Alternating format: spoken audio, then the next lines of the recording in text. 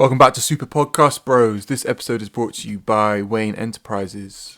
A once in a lifetime opportunity now to invest in some Kevlar and some masks. You won't actually receive them, but our R&D department is missing some items, and we could really do with the finances right now. We repeat, these are not fit for spelunking either, so anyone who tries to claim that they've borrowed these materials for cave diving is in fact a liar.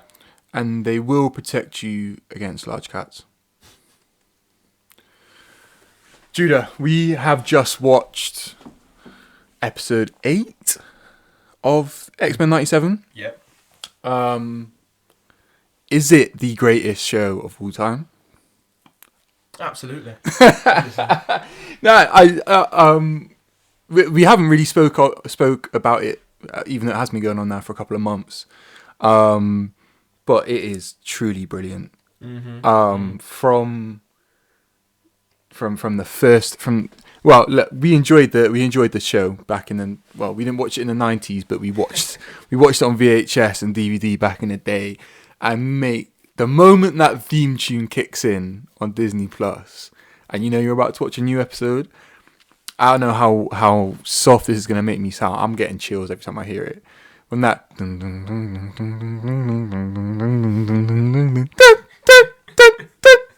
Bro, when that kicks in, I'm ready. I'm locked in. Firstly, I've never heard someone do an impression of that theme tune and start with like the bass line. That is nice. And secondly, that does make you sound a tiny bit soft, but I get it. 'Cause I think I watched it through the first time, but I don't know what it is, but something about it sounds slightly different. Yeah, I don't think it's as crusty as the original or what. But do you know what? I liked a little bit of a crackle. Yeah. I liked the crackle. And when I saw X-Men 97 come out as a concept and the first trailer came out, and even when the first episode happened, I was a bit like... The detail in the animation has kind of gone a little bit in terms of like the character design, so that there's less texture on them. There's less texture in the backgrounds. You feel? But the animation itself, and obviously the way technology's gone since 1995 is, it's crazy. That the action is nuts. Mm-hmm. The action is nuts, and the way in which all the X-Men have been able to showcase their personalities, even in their fighting styles, amazing. Take note, Invincible. Take big note. I haven't watched Invincible season 2 yet, but The animation is not quite any better. okay. That's a shame. Look, but there is chatter online that this might be the best superhero project in decades potentially. Okay. I think people are going a bit far. I think if it sticks to the landing, it probably could be in the conversation. I mean, if you're saying decades plural, the Avengers movie came out 12 years ago. Well, someone said this is the best thing the MCU's ever done. Really? Full stop. It's not finished yet. This is the thing. The final 2 episodes could be horrible, but one thing's for sure: the first 8 are great. I think I was looking back at Heroes in preparation for this week's topic, which we'll get into, and if Heroes taught me anything, it's that you can have the strongest start of all time and still not stick the landing, and that people will just forget about it within years. Yeah. So, same with Game of Thrones, to be honest. So it's kind of just like, I don't know. I'm enjoying it. I like the way they're doing things so far. Mm-hmm. And that's it. That's what I'm leaving it at. Let's just enjoy it for what it is at the moment. Let's not go... Not everything needs to be compared. Sometimes just sit back and enjoy. Yeah. But we came up with the idea for today's topic after watching episode 5. Now, episode 5 is probably the magnum opus so far. I think that's fair to say, the Genosha one. Yeah. People online are pretty, again, saying, and I'm inclined to agree at the moment, that that's one of the best singular episodes of a superhero show in a long, long time, in my opinion. I think, again, the show's not been scared to showcase slightly different characters. You're not going to see a Fox X-Men movie do an extended sequence with just Rogue, Gambit, and a Magneto, and maybe a bit of a Nightcrawler here and there. But this show was really comfortable doing that, and the confidence kind of came through. And then, obviously, we had that that moment that's going to live in the memory for a long time towards the end. And spoilers for episode 5 for anyone who is looking to watch it. Obviously, the new Master Mold, the new Sentinel, the Sentinel Godzilla attacks the island, and Gambit's killed, Magneto's killed, and thousands on Genosha is killed. And I think the way in which that was delivered has been really, really powerful, and people are talking about it as one of the best moments in Marvel history. I think I preferred the bit before that, like the dance sequence. Yeah. Like, the way they're building up to it, like that music as well. And then, like, you kind of hear Cable, The and then you see tone Cable. change. Yeah, and you're like, oh my god, something's about to happen. Yeah. Like, oh, is someone going to attack? You're not going to, like... Obviously, by reading the comics and stuff, you know that Genosha gets destroyed, but, like, you wouldn't be like, oh, it's been in for one episode. Oh, now it's going to get destroyed. You would have thought that it probably would have lasted a bit longer than that. Yeah. But, Yeah. It was it was definitely something. Yeah, and actually you're right. I think the whole show's been done really well. But yeah, the tension build up with the episode was great, and then obviously the subplot between Magneto and Rogue and Magneto and the UN and whatnot is pretty impressive. Right. So we thought today we'd discuss what are some of our personal favourites, personal favourite comic book movie, superhero movie, not movie, TV show. Comic book TV show, comic book and superhero TV show moments for us. This is a very personal list. yeah. So do you want to talk a little bit about how you kind of went through your criteria, and then maybe we can talk about how I came to my decisions as well? So at first I kind of just sat and I thought, what are the episodes, when I think about superhero TV shows or comic book TV shows, what like kind of sticks out in my mind? What are the things that I first jumped to? And then I stop and I think, am I thinking about that because it was the most fun, or because it was perhaps just like the best written episode? And then I thought, actually, both of those qualify. So I've kind of got a mix of episodes that I think are really well written, and episodes that I think are just a lot of fun and impactful. And then like the sort of workings to get into both of those conclusions was, when I think of superhero TV show, what the first 5 I think of, what are my favourite episodes from all of them. And then I went through and I've kind of looked at all the other superhero TV shows that have come out and comic book TV shows, and I thought, oh, okay, maybe out of the ones I've seen, of course. So, but Okay, yeah. I think there's I think where you ended is also where I started, which is I think they had to have been one of my favourite shows at one point, or something like the show had to be good. right. But I went more off because I struggle sometimes to place where episodes start and finish, especially when it's something you haven't seen for a long, long time. I had that, yeah. So I went off moments. So like, what were the most memorable moments? And then I kind of tried to see if there were episodes, the rest of the episode around that moment was good as well. Right. So I think I'll come up with a few. I was a bit like, I think I was quite heavy on the TV show had to be good, first and foremost. I disagreed. Yeah, which is fair. Yeah. I think on what you said as well, I think I discovered going back, one of mine is from the 90s, going back and watching it, I was just like, well, not necessarily in this instance, because you'll see what it is, and then you'll be like, no, that's not true. But with some of them, I've gone back and I thought, oh, that episode was really, really good. Like, for example, I was thinking about, I wanted to put an episode of Arrow in, because I loved Arrow. Yeah. And as I was going back and I was looking through, I thought, when the episodes were really exciting, stuff happens, a lot of, like, dumb stuff happens on the side as well.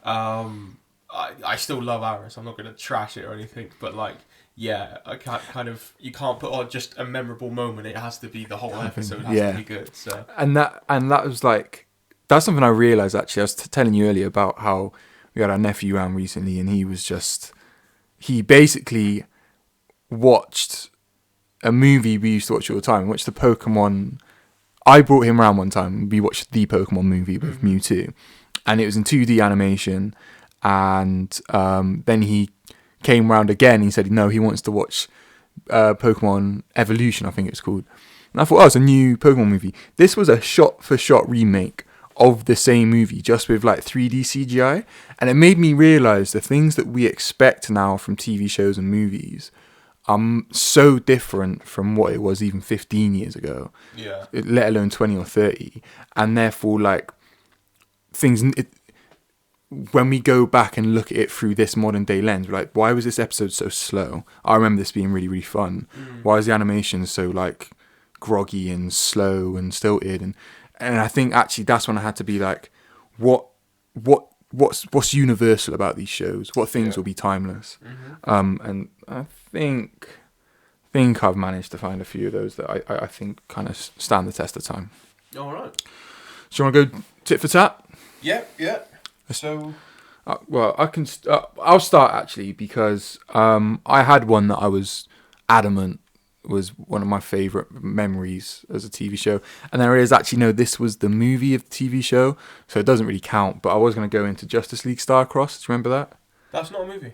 It's not a movie. Part 1, 2, and 3 because it was one of my contenders. So I put 8, and I'm trying to on the fly. I'm just trying to make sure I've not got the same as you. But yeah, Starcross 1, 2, where the Thanagarians come to. That's right. Okay, well maybe I mentioned it a bit more. Then we wanted to go with 5 to kind of be like pay homage to X-Men 97 episode 5, but we've already ruined that, so why not? Okay. We haven't. Oh, we haven't. Okay, I'm saying I'm not going to name all 8. I'm saying if you could just like that. I figured you and I were going to have some crossover. A little bit of crossover. Well, I then kind of moved away from Starcross because I thought it was a movie, but I guess it's not. I went with Invincible season 1, episode 1. Okay. Now, this is where straight away I kind of contradict myself because I actually found the episode quite dry. I remember you saying, yeah. And I haven't read Invincible. I didn't even really know of it as an entity, as a comic book. Yeah. But everyone was kind of raving about this show, and I thought I'll give it a go. I've got some time to kill, so I watched it, and I thought, oh, that's fine. Not really sure if I'll come back to it. It was one of those ones where it's like, I could watch episode 1, and maybe I'll watch episode 2 if I find a bit of time. Yeah. And then the credits stopped halfway through. And then they did the scene with Omni-Man taking on the Guardians of the Globe. Mm-hmm. And then I was like, okay, I'm in. And like the whole like tone of the episode retrospectively changed then for me. And I was like, okay, this is going to be different. This isn't about a coming of age story. This is actually how is this guy going to prepare and deal with the fact that his dad's a megalomaniac. Yeah. And then also like even the gore of it as well. I thought it was like, okay, like we've kind of ramped this up now, and I was kind of locked in. So yeah, the episode itself was kind of dry, and I was like, there's some good ideas here. I thought Atom Eve was cool. Those twins things was cool, and like the new robot and whatnot. And I like Stephen Young. I think even his charisma comes through even when he's 2D. Mm-hmm. But it was really that final scene, that mid-credit scene basically, that stole the show for me. I think it's the mystery of it as well, because at this point you don't know he's an alien. You think No. everyone's earthbound, and so like Yeah. it just seems like he's gone off the deep end by himself. Mm. So you don't even imagine that after fighting his dad, there's a whole race of people like his dad. Yeah, who's potentially coming. Yeah. So and maybe that's an honourable mention as well to the finale of that season with the train. I think that's a memorable shot. Mm-hmm. But I think that first episode teased it up quite well.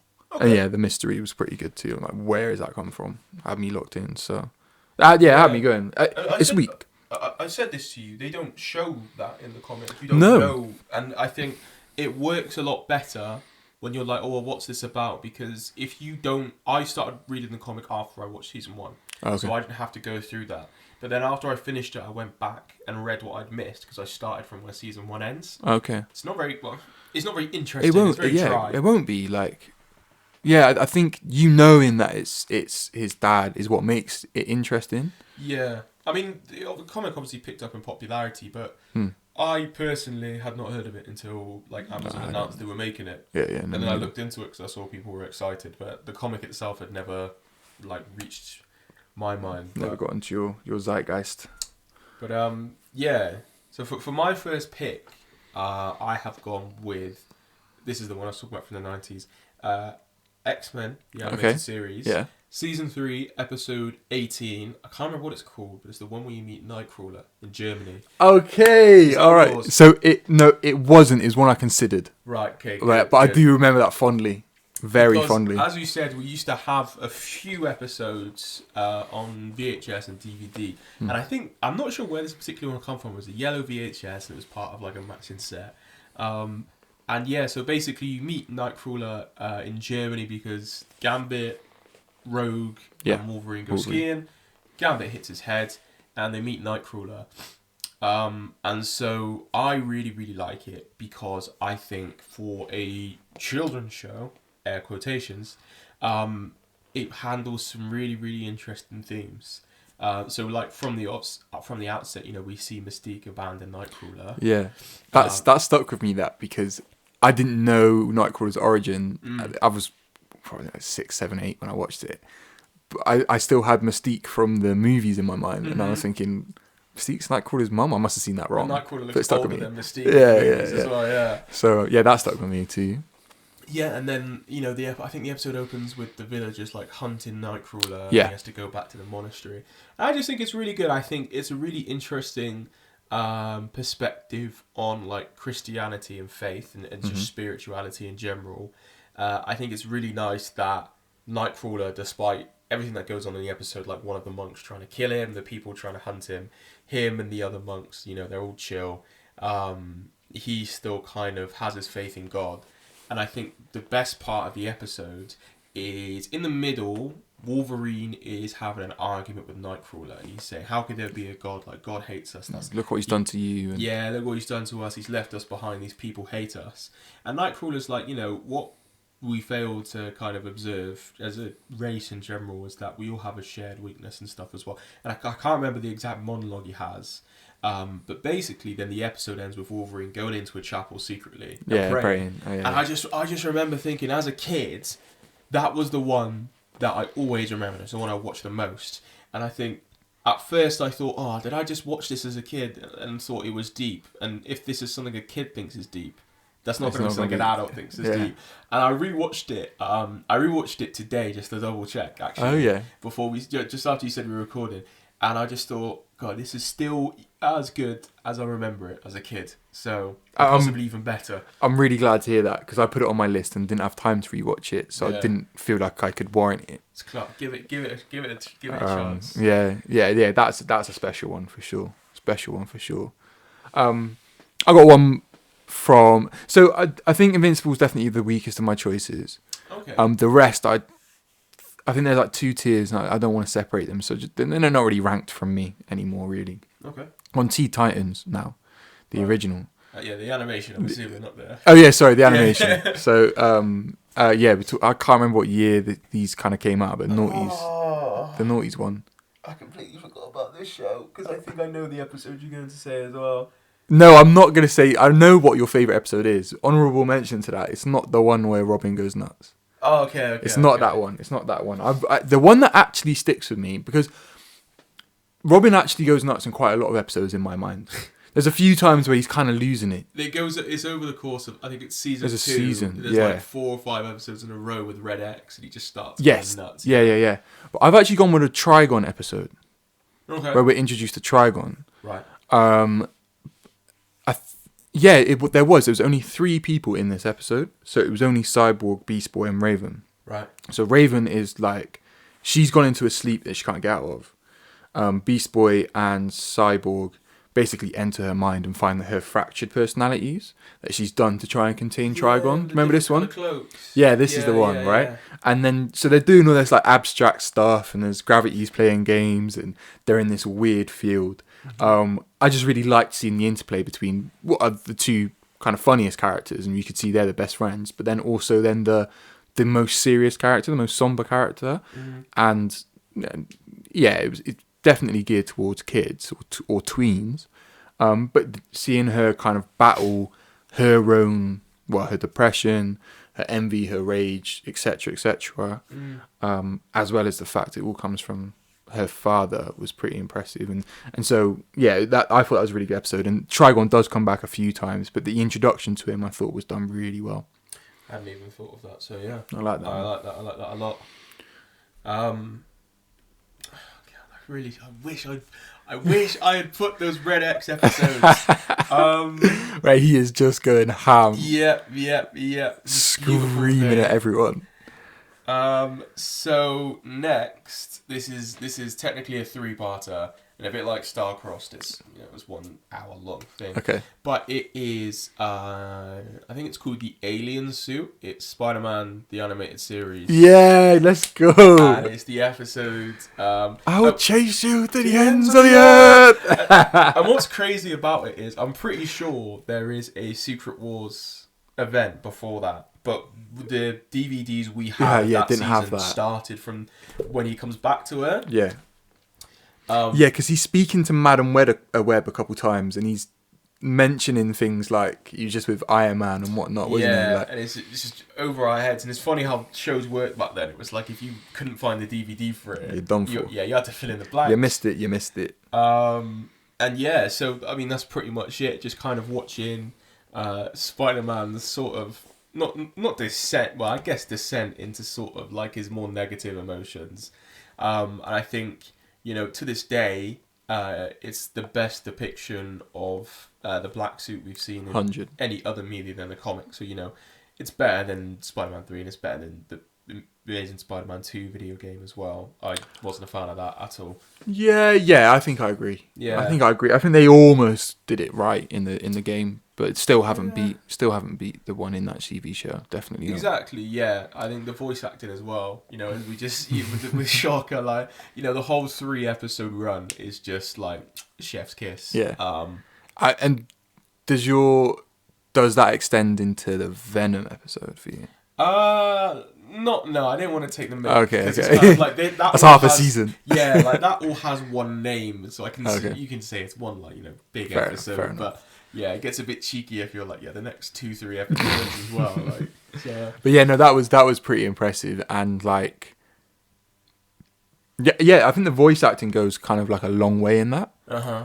A really long way in that. Not just with Spider-Man and Shocker. I think obviously Eddie Brock was involved, but with Mary Jane Watson as well. She's having the worst time. I think that was she did a good job in those episodes. I really liked those episodes. Yeah, I forgot about that. There's the Spider-Man episode I almost went with. Do you remember the one where is it Alexandra Smythe? Kingpin's wheelchair friend. Yeah. Gives himself a serum, and he gets like these. The Spider Slayer. Spider Slayer. That's it. So it went from it was a robot Spider Slayer to start off, wasn't it? And then he became like a organic. Yes. That's one of the ones that stuck out to me, but I don't even remember if that episode's any good. I just remember him getting out of that wheelchair. Yeah, me too. Actually. When we went to New York, I saw the Chrysler Building, and I was 21, 22 years old at this point, and the first thing on my mind was, Kingpin lives in there. 100%. But I don't even know if that's a private building or I don't even know. In my mind, a mob boss lives there. In the comics, I think. No, I it's don't just know that if that's show. just in the show. But, there's that, and then also, do you remember the TMNT3 movie from 2007? Oh my gosh, I didn't do any Teenage Mutant Ninja Turtle episodes. I messed up. Yeah, sorry. Go on. In saying that, I now realise I've also the one where they go to that tournament. That tournament with the dimensional tournament and the rabbit and the rhino. Oh man, stuff. Yeah, we should have done 10. The ninja rabbit. Yeah. Oh man. We're gonna circle back to that. We'll come back. I just remember that movie. That's when I learned that the Chrysler Building was a real building. Because I was like, oh, this isn't just from Spider-Man. This is in Teenage Mutant Ninja Turtles. But okay, yeah, that is a good choice though. I think Spider-Man. What was it called? The black suit. Was that just what it was called? I think it's called the Alien Suit or the Black Suit. No, Alien Suit. Okay. Right, I pivot over to a live action now. Okay. And it's not a standard superhero TV show. I've gone with a Walking Dead episode. You snake! That was my wild card. Ah, okay. Go on. Which one have you gone for? We'll say it at the same time. Because I had to Google the name of the episode. Right. Did you Google the name of the episode, or is it just like I had two in mind, and I think you're going to go for the one that I ended up going for. Is this season 7? No. Okay, no. Okay. So I'd actually jumped off the train by season 7. Okay. So if you've gone for a Negan episode, yeah, I haven't done that. I've gone for a Governor episode. That was the one I was really going to go for. Yeah. So I went with the one. I almost went with the one on the farm. So do you remember when They were on the farm and they were told not to go into a barn. Yeah. That episode I remember being really deep. But the one that actually sticks out in my mind, I feel like I remember the most details about, was apparently it's called The Killer Within. Mm-hmm. And this is when they've settled in the prison. Yeah. They've been getting attacked by the governor a few times. But they don't realise that there's walkers underneath the prison. Mm-hmm. In some like the underground cells. Yeah. So they've been like amassing for time. And then all of a sudden, they just attack. And they're just overrun by walkers. And they can't really work out where they're coming from. Mm.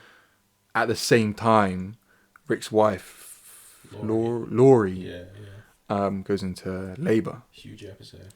And yeah, so they're just the imagery of the C-section, crazy. That's not leaving your memory.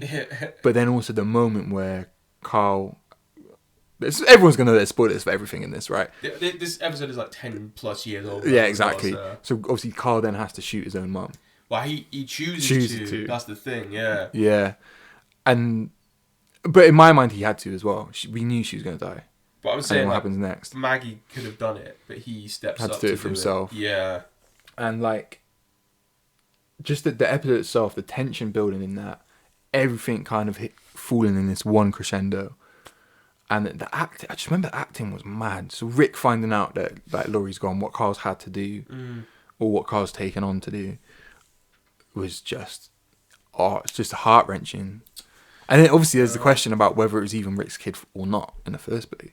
Yeah. And that was kind of ongoing. You never know. I'm a better father than you, Rick. Yeah, like I think the end of season 1, where you find out that there's actually no hope, and everyone who ever dies will always have this virus and keep coming back. Cold. End of season 2 as well. Like, I'm a better man for Laurie than you, Rick. Again. And then the prison. I was originally going with the prison episode where the governor beheads Herschel. Oh, yeah. Yeah. And then they storm the prison. Like, they'd been there for like 2 seasons, and you think, well, this is a permanent home.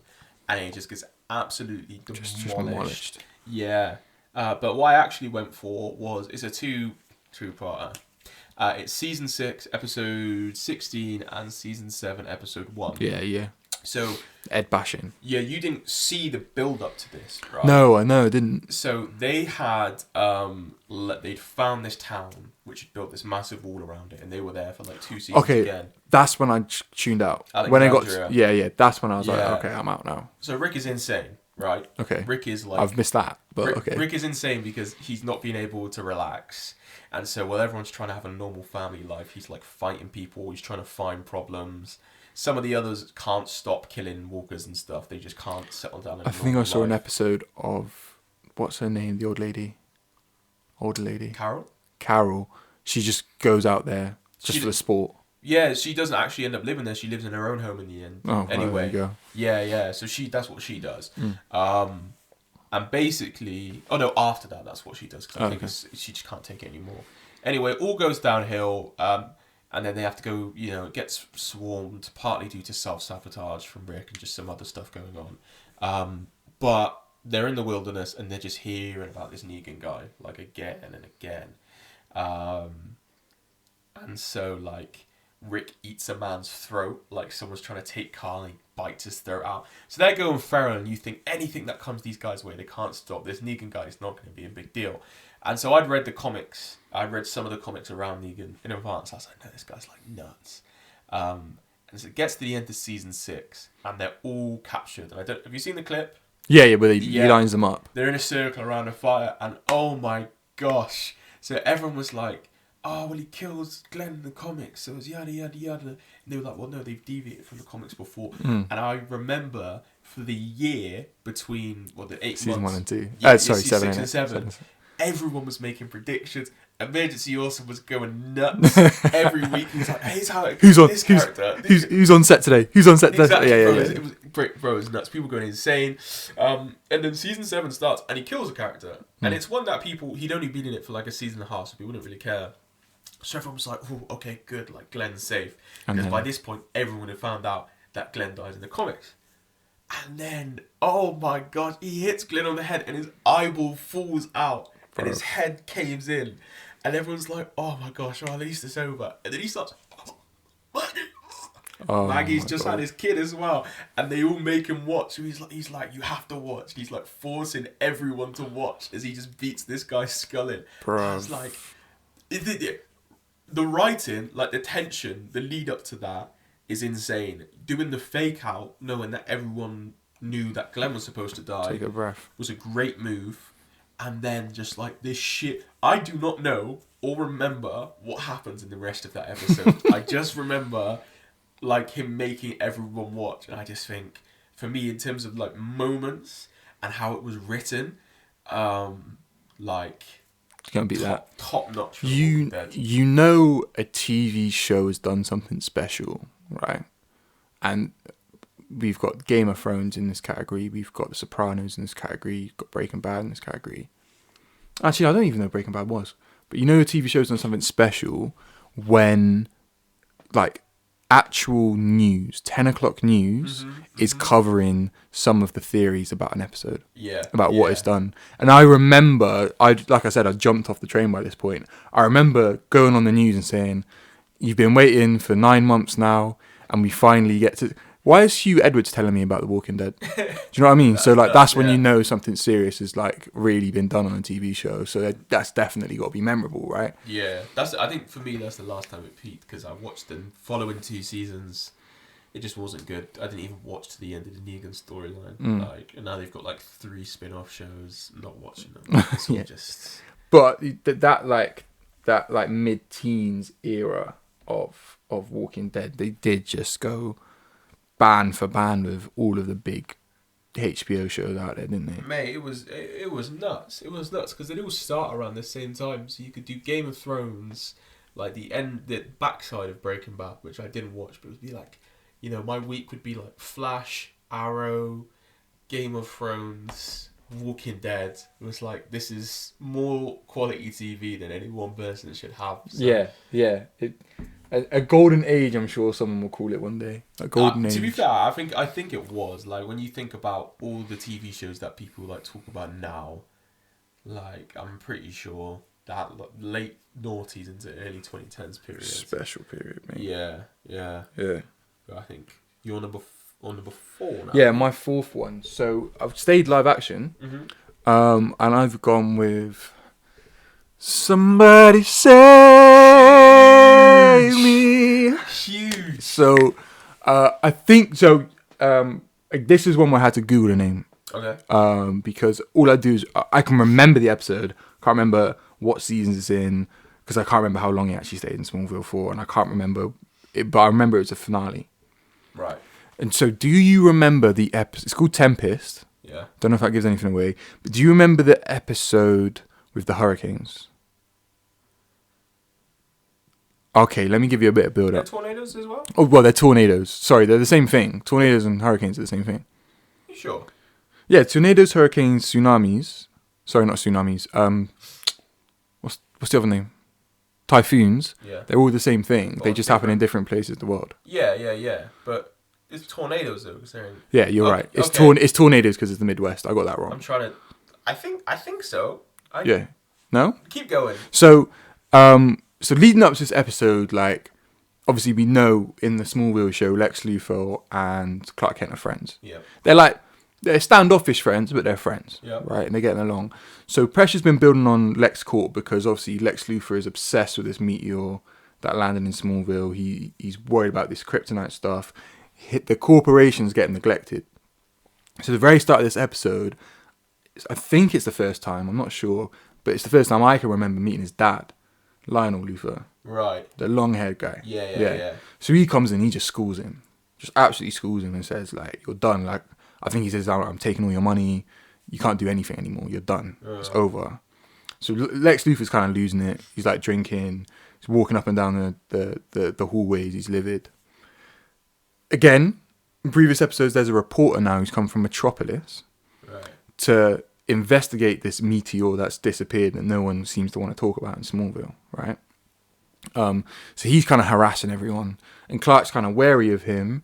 And Martha and Jonathan are wary of him. But they're just like, we've protected this spaceship. There's no way he's ever going to be able to find out about it. Mm-hmm.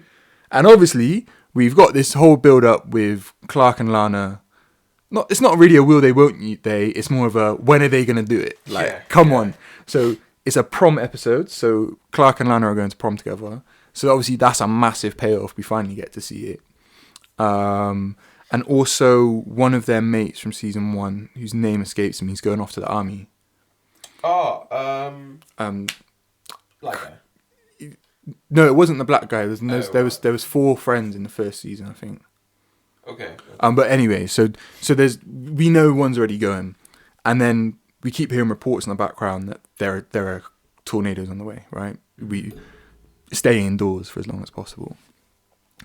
As LexCorp's getting cleared out, the investigator finds out that Lex has got this space, like this piece of material from the meteor, quote unquote, in a weird shape. He goes and steals it, and he's suspect at this point that there's something on the Kent farm. They're doing their thing at the prom, blah blah blah blah. The reporter breaks into the like basement shed, and he puts the I think it was like a hexagon or something into the spaceship and turns it on. Do you remember? Yeah. And then there's that image of like the spaceship like powering up, and it starts to levitate, and it's like booting up, and there's those like white smoke coming off it, and we hear like the voice of like Jor-El. We hear the voice of like Lara L. Lara, is that her name? Can't remember. And things are kind of like kicking off. Clark kind of is like awakened to this. He goes back and saves the day. I can't actually really remember what happened to the reporter now I think about it. But he basically goes and stops the shit. But the hurricanes are hit now. Like everything's going to knees up. Everything's going crazy. And then he goes and saves Lana as well. So this is when like he's starting to having to expose himself a bit more often, right, because things are going wrong so much. And then the season finale was him saving Lana from her car getting sucked up into one of the tornadoes. And that, like, again, there's one of those ones where the images of that episode stick with me. Right, okay. But mainly because it's the culmination of everything that's happening in that season. So there's so much happening in season 1. Yeah. There's so many things happening in season 1 with like people with different powers and kryptonite here and all that. And this was where it all kind of came together, and Clark's like starting to use his powers a bit more often. How old do you think he's supposed to be in season 1, by the way? Well, he's in school. Yeah, he's in school. 15? Fair. 15. Good guess. I mean, he doesn't look it. 14 when that show starts. I mean, Tom Welling must have been 30 at that point. Like, not that old, but I think he's somewhere between your and my age. He had the bone structure of a fully developed man. Proper Midwestern man. To be fair, well. I think maybe he just looked older than he was, because he's in Cheaper by the Dozen 2 as well, or maybe 1, 2. But I think Cheaper by the Dozen came out before. And he was one of the older siblings in that. Tom Welling is 47 years old. That show started in 2001. Yeah, so he was... years ago. So he's 24. I mean, that's just something that happened in the noughties, isn't it? You had so many actors who were quote-unquote 16 that are just fully grown men. Look, that man's got stubble. Yeah. Look at him. Yeah, look at that bone structure. Hide it. It's nuts. Look at that bone structure. Disgusting. 14. I don't care how many hay bales you're shifting. Yeah. But also, like, we're supposed to believe that this kid, no matter how shy he is, any 14-year-old that looks like that is the most popular kid Exactly. Yeah. I mean, no, not if Lana Lang is also in your school. She's also meant to be 14, but it's the most beautiful 25-year-old woman you've ever seen. Yeah, it's just 2 exceptionally good-looking adults. Yeah. And a bunch of really weird-looking adults around them. Well, no, because even Alison Mack. We don't want to talk about her too much, but even Alison Mack was a very good-looking woman at that time. I have no thoughts. But yeah, so I'm like, okay, so Kirsten Kriuk, I think is how you pronounce Lana Lang's actor. She's in Reacher. Okay. Season 1, yeah. So she's 41, so she was actually closer to age. Not by much. Wait, yeah, she would have been like 18. 16, 17? If it was 23 years ago. Oh, yeah, man. Should have been about 17, 18. I'm hoping it's 18 if she's snogging Tom Welling. Let's hope so. I mean, well, Alison Mack was involved, so maybe there was loads of kids on set. Okay, anyway, so my next pick is going to be Daredevil Season 2, Episode 3.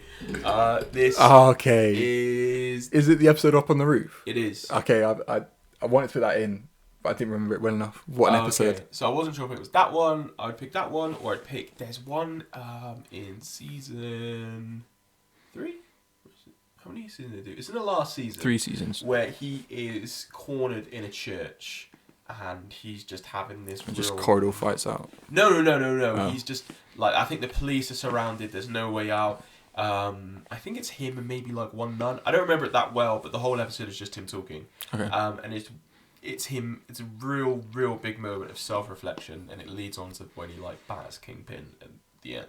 But anyway, season 2, episode 3. I like this episode 1 because it has a hallway fight scene, which is everyone's favorite thing about Daredevil. Cool. Excuse me. But 2, it's because the last episode ended with a cliffhanger. Daredevil gets shot in the head, and it's our first full introduction to Punisher. Yeah. And we get to see why he thinks what he thinks and why Daredevil thinks what he thinks.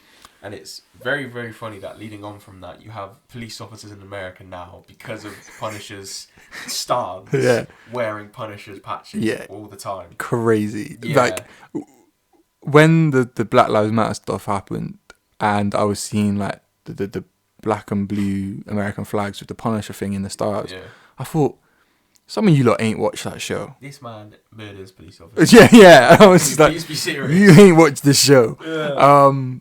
And do you know what that episode does really well up on that roof? What's that? Is they don't delegitimize either one's stance. No. And that was a really powerful episode. I do remember that very well. But I mean, obviously, this is also a Daredevil show. Mm-hmm. So he does have to be the good guy. Yeah, so like we see that his way can work. Mm-hmm. Obviously, it's very, very hard. But, you know, then he goes on and he fights like 50 bikers, doesn't kill a single one. Yeah. Grievously injures pretty much all of them. Yeah, they've all got but he doesn't kill any of them. big hospital bills on the way. Yeah, and I think it was between that or the episode where Jessica Jones finally traps Kilgrave. Yeah, and they've got you just find out more about him in his past and like why he's so messed up as well. Yeah. But I thought that Daredevil one for me, like, it's not just like exceptionally written like that Jessica Jones one, but it is very, very memorable. If you said Marvel Netflix shows, like, that's probably one of the first episodes someone would refer to. So. It's so funny how far we've kind of strayed with the Marvel TV shows, isn't it? Like, to think within the space of about 10 years, we've had what I think was probably the heyday of Daredevil season 1, 2, and 3. Now, I didn't watch them straight away, but you were on my backside about watching them. Unbelievable. ASAP. And they are incredible. You had Jessica Jones season 1. Season 2 was pretty decent too. Mm-hmm. I mean, Luke Cage and Iron Fist, I mean, they were there. And then Defenders, again, which was just there. But so those were probably our 8 first MCU TV shows. And then you look at the last 8, the quality has deviated so much. Ignoring Agents of S.H.I.E.L.D. and Inhumans as well. Like, I forgot about Inhumans. Yeah, Inhumans is pretty bad. To be fair, Agents of S.H.I.E.L.D. was good at what he was meant to be. I feel bad for Agents of S.H.I.E.L.D. because it ended up doing the same thing that the Arrowverse TV shows did, where it started off really good and people were like, oh, well, this could tie in and it should tie in. Mm-hmm. And then it just left on its own for so long. It was just like, okay, we're just going to adapt all these storylines ourselves. Because one of the ones I considered was Crisis on Infinite Earths. Okay. The 4-part crossover. Supergirl, Batgirl, Legends of Tomorrow. Black Lightning, was he there? Black Lightning does show up. Flash was there. Flash and Arrow. And Arrow becomes the Spectre at the end of it. Mm-hmm. It's awful, but like they did the best with what they had. And it's like, that's quite monumental, like such a massive crossover event. They did a few of those. But no, in the end I decided against it. And I thought, I don't know if you watched Flash season 1. No. So I actually didn't watch any Flash whatsoever. It's never crossed my radar. Well, you should watch the first maybe 3 seasons of Flash, because originally I was going to do Loki season 2 episode 6, so the last episode of Loki season 2. Okay. Then I thought, it's kind of fun, but also like people kind of stopped thinking about it a couple weeks after it happened. I don't know if you finished Loki yet. No. Alright, well, I've got then I don't have to ruin it for you. But yeah. I would watch season 2. It's like outstandingly good. The ending's really cool, and it's a very nice bookend to like the whole story. Okay. It's not like, oh, how can we set this up for another thing? But then juxtapose that with, I can't remember what it's called. Secret Invasion. Don't get me started. When we started. But yeah. Flash season 1, episode 23. So in the Flash, basically the premise is that there's a particle accelerator explosion Okay. from Star Labs in Central City, right? And so we've met Barry Allen as just a CSI on the Arrow before, and so that happens. He becomes the Flash, and so there are two scientists, Caitlin Snow and Cisco Ramon. Is adopted dad, Iris's dad, the police captain, not chief of police though. Iris's boyfriend, Eddie Thorne, and then Harrison Wells, who's the chief scientist at Star Labs, right? And so, like, the whole series, they're all using science to help him figure out how to use his powers and stuff and do all, like, the classic Flash tricks. And he's basically fighting and locking up all the villains from the particle accelerator explosion, and they keep him in cells inside Star Labs. And then basically it gets to Christmas, and you're thinking, you know that when Barry was a kid, he saw a bolt of yellow and a bolt of red circling around his mum, and then his mum get murdered. But he gets carried away before his mum gets murdered, basically. And his dad goes down. So he never sees his dad do or not do the crime. Mm-hmm. So basically that's how it goes. And his dad is the guy who plays the Flash in the 90s show. It's pretty cool. Then it gets to Christmas, and then Flash is just doing his thing, and he gets absolutely rinsed by the same guy. Like, he has his spine snapped, and, like, the whole next episode, like, he's just, like, the same. What? Like, he takes him to a football field and just, like, destroys him. Yo. And then it gets on, and then basically we get later on into the series, we find out that Harrison Wells is actually someone who's been... He is the Reverse Flash. Okay. Right? And then we get to the final episodes, and so the episode before we found out that Harrison Wells is actually Eobard Thawne, and Eobard Thawne took Harrison Wells' place after he had a car accident. And he's been playing all of them, and basically after he came back in time to try and kill Barry, Barry got carried away by the Flash. Okay, so you for saved killing him. Barry's mum. Yeah. But basically something happened, he ended up losing his powers, so he had to stay for 15 years to make Barry become the Flash, so then he would carry on into the future, so then the Reverse Flash would exist, and he could use his powers to go back. So he said, listen Barry, I've given you your powers, we're not going to fight this out, just, like, let it go. You can go back and save your mum, and I can go back to my time and, like, you know, fight you there. And this is in 2024, so the whole series is based around the Flash going missing on, like, February 12th, 2024. Okay. And so Barry goes, yeah, I want to save my mum. So he actually just agrees with Eobard Thawne, right? And he goes back in time to save his mum. And he's about to do it, but then, this is where it gets weird, the Flash from episode 1, who carried him away, is standing outside his house, about to go save the young Barry, and then our Barry, who's going to intervene, gets told not to do it by the original Barry who saved him in the first place. Okay. Right? Yeah. And so he has to then accept that he's going to let his mum die, but he trusts in himself enough to let him do it. Okay. Yeah, very confusing. He goes back, I'm guessing it works well in the episode. No, because he goes back in time, and he goes back to his current time. Oh no, I'm saying it makes sense in the episode. Obviously, it doesn't go well. It does. So, like, I'll explain it another time because it's long, but it's like the original timeline Barry from before the show even started. Yeah. Is the one who saved young Barry. Yeah. And then since Eobard Thawne came back, there's a new timeline, and this new timeline is the one we're watching the show of.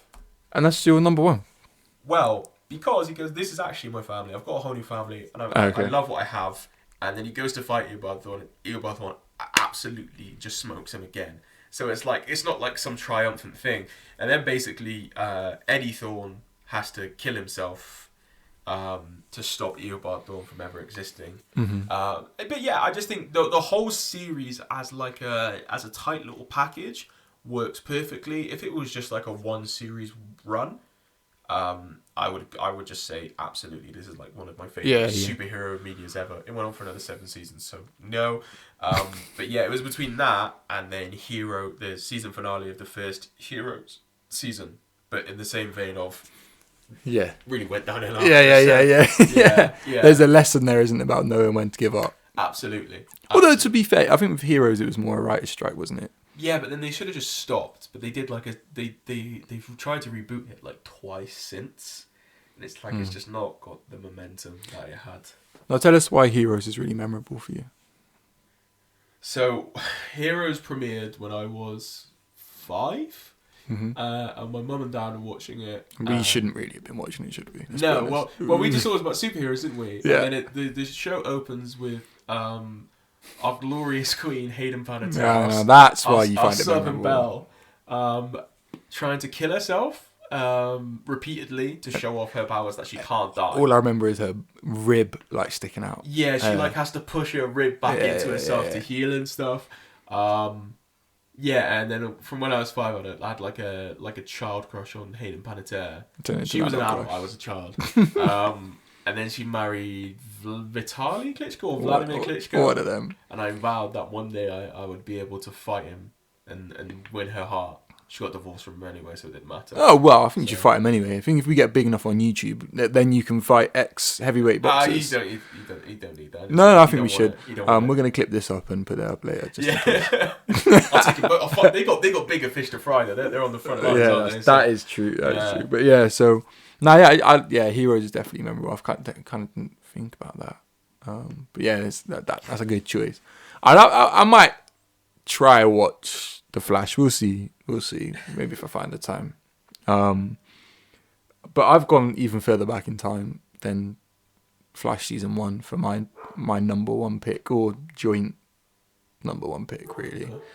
I swear I didn't do this to be a nerd, but like when I think of memorable, this is definitely memorable for me. So I've gone with Superman in Technicolor from the 40s.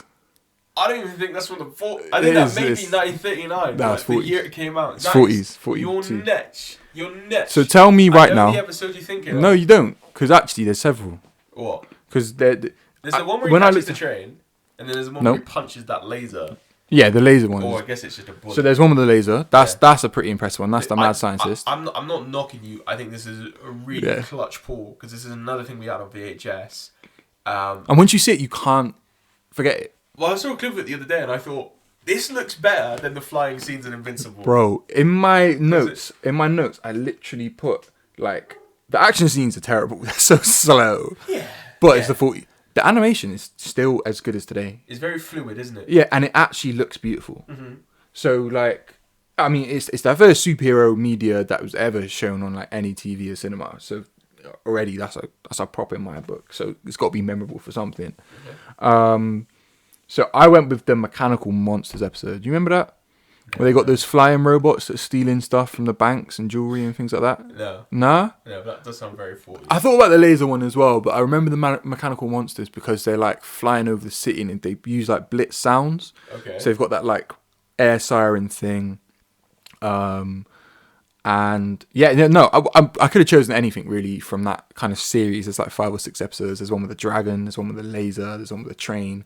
But the Mechanical Monsters one stuck out to me, where they've got these, what the 40s thought were like very scary robots, but they're just boxes with like antennas for ears. It was terrifying at the time. Yeah, and they're numbered. And there's the scene of him kind of like going up into this like mountain base where all these monsters have come from. Mechanical monsters. These robots have come from. Saving Lois Lane as you have to, and whatnot. And like the episodes, I think they were only like 15 minutes long. If that. But from start to end, even though it's slow, I think that's informed the golden age of Superman and superheroes just as much as some comics have. The theme tune introducing the whole faster than a locomotive. More powerful than locomotive, faster than a speeding bullet, can leap tall buildings in a single bound. Yeah. People know that. That's from that. Yeah. And people now associate that with Superman. I don't know if everyone will be able to tie it back to that, but that's what you say. The like aesthetic, that 1940s kind of like swinging 20s kind of aesthetic of the Metropolis still is with Metropolis today. Yeah, like the monorail and Yeah. everything, like. And the personality of Superman comes through as well. So like this never give up attitude, even though he's got all the power in the world, his true power is his willpower. And the phone booth, changing in the phone booth, I don't know if that was something in the comics before that. No But idea. him just literally going into a phone booth, doing the spin, and then coming out and doing the stance. Dun, dun, dun. And yeah, the rest of the theme tune is like that's memory, right? Because Yeah. it's so memorable, you can't even tie it back to the show itself.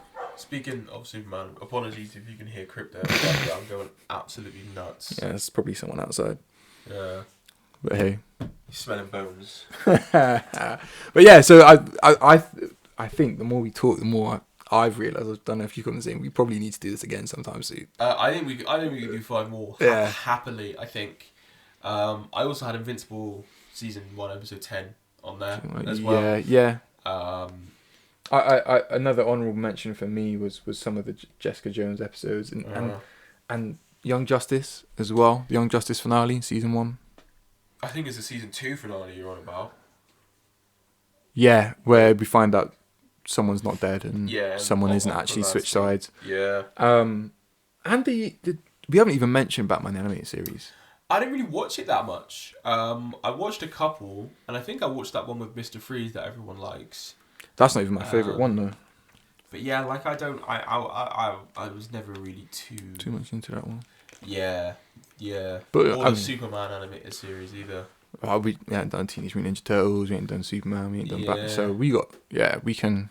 Well, I like the Batman as well. Exactly. The Brave and the Bold. Yeah.